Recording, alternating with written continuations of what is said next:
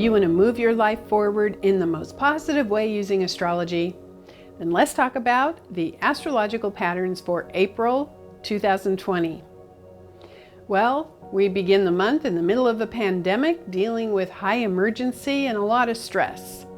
And along with that, I'm going to talk about the patterns related to what we are currently focusing on.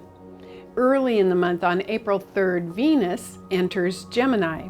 This is significant because Venus is going to spend a very long time in Gemini because it goes retrograde.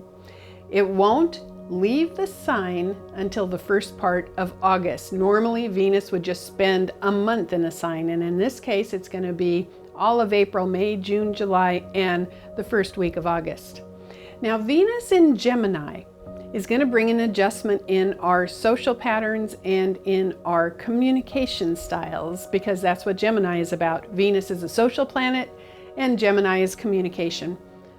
Boy, I've been looking at this for a long time. I really didn't imagine that it was going to be isolation and social distancing, but here we are.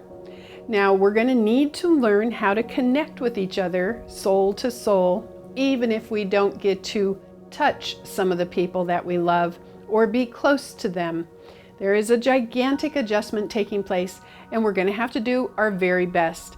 Let's focus, though, on Venus infusing our thoughts and our communication with beautiful, loving, flowing, peaceful energy, because that's what Venus can do. So perhaps bring some happiness into your speech. Use some positive phrases and words. That would be the beauty and the creativity of Venus coming into Gemini. One last thing with Venus and Gemini. During this time, if you are isolated and at home, you can use this for creative writing. Do some journaling. Write some poetry. Make up a song. Write some lyrics. Venus and Gemini could serve you that way. And guess what? When you do that, you soothe your limbic brain. Your immune system goes up. Ultimately, you're happier. Next, we have the full moon in Libra on April 7th. And this is important because that full moon is going to be 18 Libra, and that activates a key area for when we first saw the genetic sequencing for this virus. So we have a little trigger point here with this moon. And what's important about this full moon is we also have Venus in Gemini and Mars in Aquarius at the same time with Saturn in Aquarius. It's a lot of air energy. That's what I'm trying to get to. When we have a lot of planets in air and there's a lot of stress, we need to be mindful of anxiety, the anxiety response. It's going to be so important that you take the energy that's swirling around in your head on the intellectual level and you bring it into your body.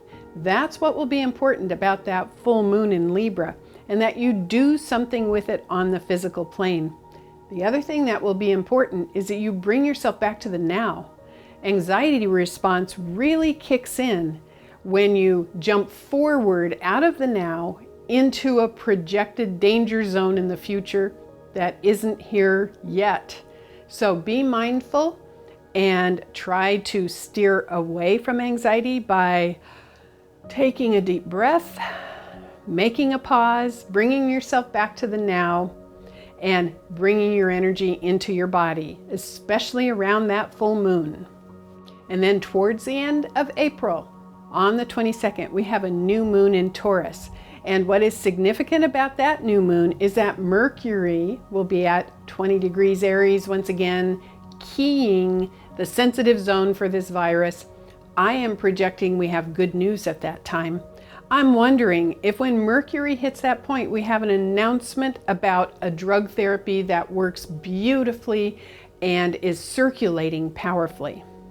So to summarize the astrological patterns for April, just remember on the 3rd, we have Venus entering Gemini, beginning the long cycle because of the retrograde, lasting until the early part of August. Infuse your thinking with lovely creative energy. Then on the 7th, we have the full moon in Libra, and we have a lot of air energy at that time. You're going to need to remember to bring your energy into your body and stay in the present moment during that full moon. And then later in the month, on the 22nd, I'm focusing on that new moon in Taurus with the energy of Mercury at 20 degrees Aries. Maybe we'll have some really good news. So I'm wishing you the very best in April, and I'm blessing you, and I'm filling you with love, and I hope you stay healthy and well. Thank you. I'm Kathy Rose.